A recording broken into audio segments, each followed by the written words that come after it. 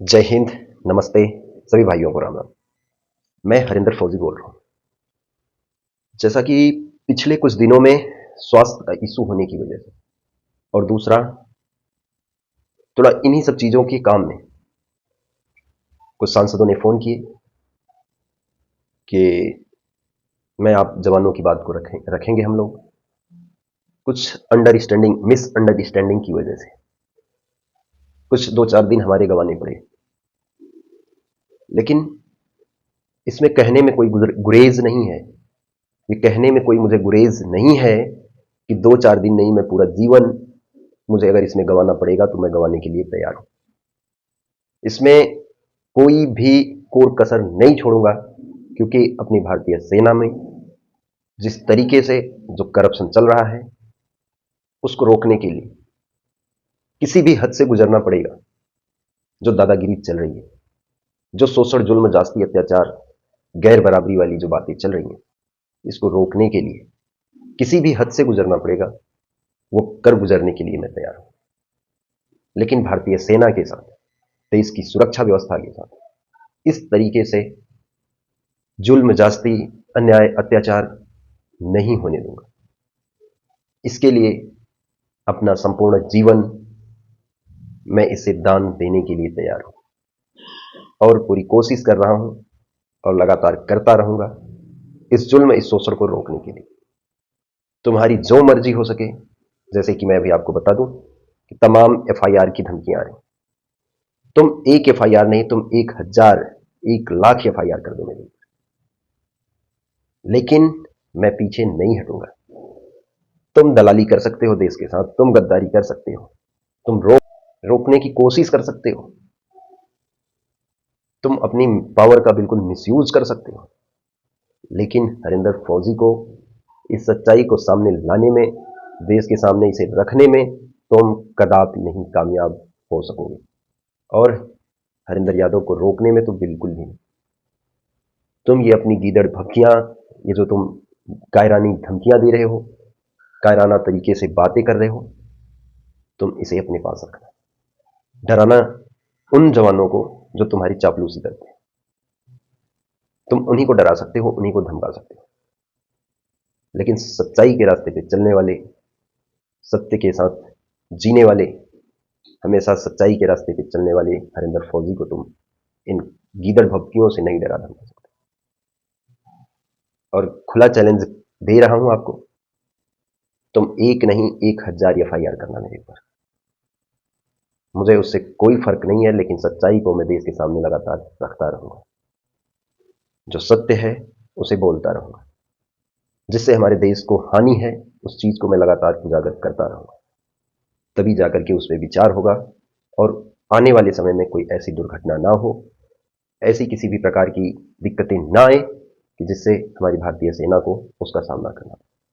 अगर हर जगह गद्दार हो सकते हैं, हर जगह अफसरशाही हो सकती है, तो सेना के अंदर भी कितनी दादागिरी और कितना अफसरशाही चल रही होगी, इसका आप अंदाजा लगा सकते हैं इस बात से कि हर जगह मीडिया का जमाना है, हर जगह मीडिया पहुंचती है, हर जगह वीडियो आइडियो वायरल होते रहते हैं। लेकिन सेना एक ऐसी संस्था है जहां पे मीडिया का पाबंदी है, मीडिया को जाने नहीं दिया जाता। लेकिन आजकल दो टाइप की मीडिया का काम वहां पे कराया जा रहा है। एक, सरकार के गुणगान गाने के लिए किसी अग्निवीर को सामने ला करके कि नहीं हमारा भविष्य बहुत अच्छा है। तुम्हारा भविष्य अच्छा हो सकता है क्योंकि तुम्हें सरकार लेकर के आई है सामने, लेकिन तुम ये डिसाइड नहीं कर सकते कि इससे देश का भविष्य अच्छा है, इससे और तमाम देश के अग्निवीरों का भविष्य अच्छा है। तो ऐसे जो सरकार ला करके, सोचिए, वही आर्मी एक्ट, वही रूल, वही रेगुलेशन जो जवान के लिए है, जो अग्निवीर के लिए है, वही उसके लिए भी है, लेकिन एक को सरकार सामने ला करके इंटरव्यू दिलवा रही, एक को सामने ला करके ये कह रही है कि नहीं आप बोलिए, इस तरीके से देश को गुमराह करिए, क्योंकि एज ए अग्निवीर अगर इस चीज को बताएगा, अपनी पीड़ा को और सच्चाई को, अंदर होने वाले दुर्व्यवहार, उन चीजों को अगर एक अग्निवीर बताएगा तो उससे देश यकीन करेगा। इसलिए एक अग्निवीर को पकड़ करके, उसे गाइड कर करके उसे सामने लाया जाता है और उससे सारी बात झूठी, एक मतलब उसे एक तरीके से रटा करके एक 2-4 लाइन की एक स्टेटमेंट उसे बुलवाई जाती है। लेकिन वहीं पे जब सच में अगर अग्निवीर अपनी पीड़ा को सामने रखता है तो उसे चलाने के लिए ना मीडिया सामने आ सकती, ना उसे उसे दबाने के लिए उल्टा मेरे ऊपर एफआईआर की धमकियां आती, बोला हम तुम्हें एफआईआर कर देंगे।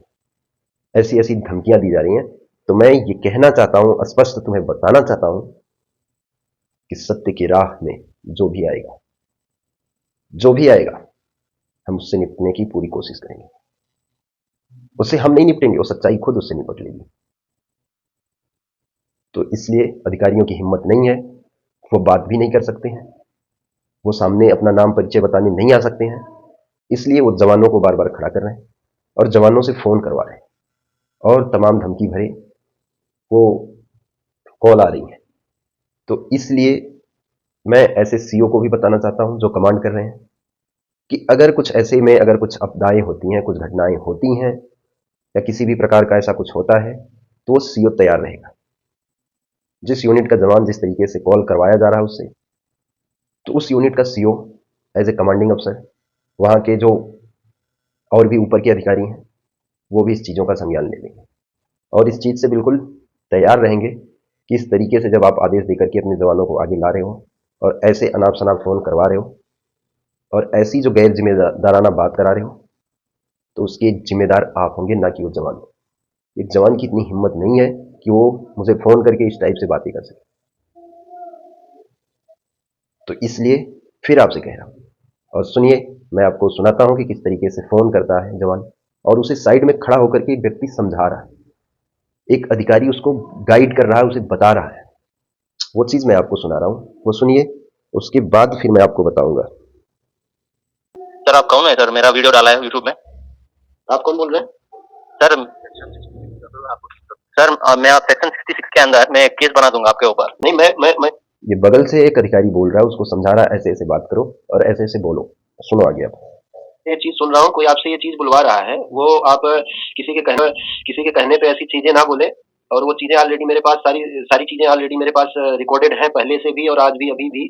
तो वो आपको अगर कोई अगर प्रताड़ित कर रहा है, कोई पीड़ित कर रहा है, या आप कौन बोल रहे हैं, किस तरीके से बोल रहे हैं, ये चीजें ऑलरेडी सारी चीजें सब कुछ है।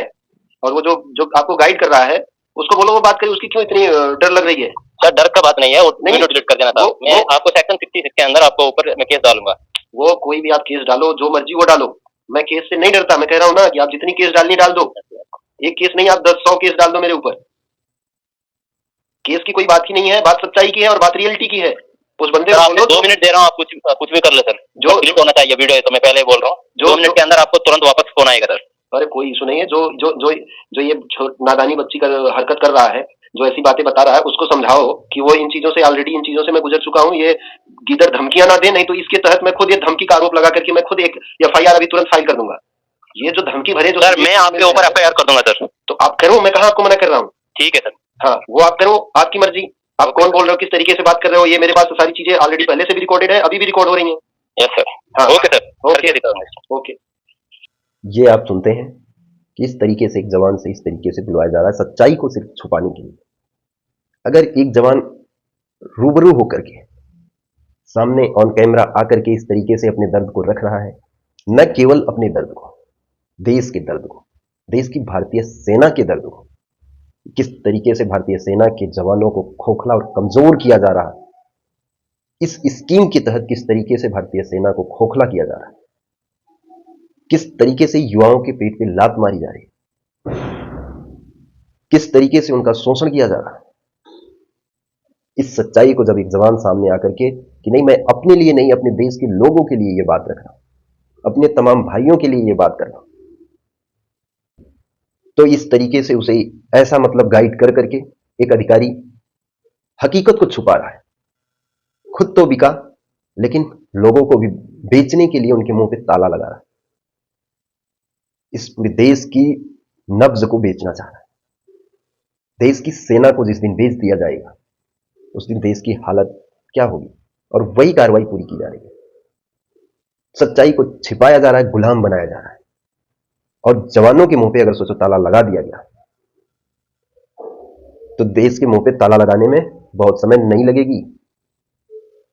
अगर जो देश के लिए लड़ते हैं, जो अपने प्राणों का बलिदान देते हैं, अगर उनके मुंह पे इस तरीके से ताला लगाया जाएगा, तो फिर देश के आम लोगों के मुंह पे ताला लगाने में बहुत समय नहीं लगने वाली। इसलिए लगातार आप लोगों को कह रहा हूं कि आप लोगों को इस दर्द को, अपनी सुरक्षा को, अपनी भारतीय सेना को बचाने का समय है। हरिंदर फौजी लगातार इन चीज़ों के लिए कह रहा है कि बिल्कुल अपनी पूरी कोशिश कर रहा है कि इस तरीके से भारतीय सेना के साथ जुल्म जास्ती नहीं होने देंगे, इस तरीके से अपने घर में आग नहीं लगने देंगे, इस तरीके से अपने घर को बेचा नहीं जाने दूंगा, इस तरीके से भारतीय सेना को, मां भारतीय को खोखला नहीं होने दूंगा। आप अधिकारियों को गुलाम बना करके, उनकी सैलरी बढ़ा करके, उनको तमाम प्रलोभन दे करके आप जवानों के पेट पे लात मार रहे हो। शर्म आनी चाहिए आपको। और सिर्फ जवानों के पेट पे लात नहीं मार रहे हो, देश की सुरक्षा के साथ आप खिलवाड़ कर रहे हो, मजाक बना करके रख दिया है, जो मैं होने नहीं दूंगा। मैं पूरी कोशिश कर रहा हूं इसके लिए और लगातार करूंगा। आप रोक कर दिखाइएगा, आप करिएगा एफआईआर, जितनी एफआईआर करनी होगी, लगाइएगा जितने एक्ट आपको लगाने होंगे। एफआईआर की धमकियां दे रहे हो, एनएसए लगा देना आप मेरे ऊपर। अगर तुम्हें सच्चाई को छुपाना है तो लगाइएगा मेरे ऊपर एनएसए। फिर भी एच के यादव उससे भी नहीं डरेगा। सत्य को लगातार, सत्य को बोलता ही रहूंगा, सत्य को लगातार कहता ही रहूंगा और देश के सामने इस सच्चाई को लगातार रखता रहूंगा। करिएगा आपको जितनी कोशिश करनी, आजमाइएगा। देश का अगर सच्चा सिपाही हूं तो ये अपना फर्ज मरते दम तक निभाता रहूंगा, आखिरी सांस तक निभाऊंगा। और ये थोड़ा सा भी यकीन मत करिएगा अपने दिमाग में कि हरिंदर फौजी पीछे हटेगा। आप लोगों के करतूतों को देश के सामने रखे बगैर, देश के सामने उजागर किए बगैर, इस सच्चाई को देश के सामने लाए बगैर। जय हिंद, वंदे मातरम, इंकलाब जिंदाबाद, भारत माता की जय।